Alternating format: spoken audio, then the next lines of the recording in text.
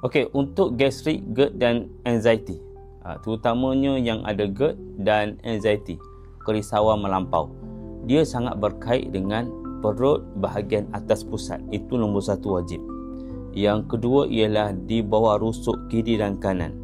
Okey, yang ketiga, dia sangat berkait di bahagian tepi pusat kiri dan kanan.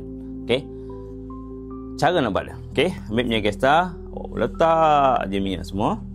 Okey, yang wajib aku buat ialah atas pusat lah. Kira atas pusat, dua jari di atas pusat.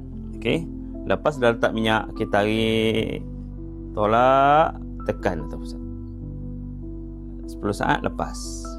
Okey, letak minyak, tarik, tekan, tekan. 10 saat lepas. Okey, itu yang pertama. Yang kedua ialah fokus di bahagian rusuk. Okey, di bahagian rusuk, dua jari daripada rusuk. Okey, tarik seperti ni.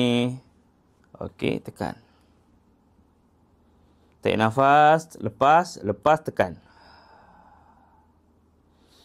Sekali lagi ulang. Tarik nafas, lepas.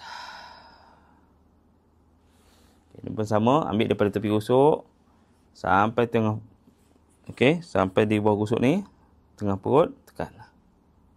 Okey, ulang 3 ke 10 kali.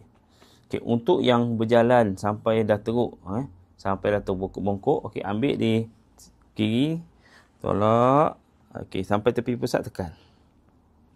Ini pun sama. Ini tepi pusat, tekan.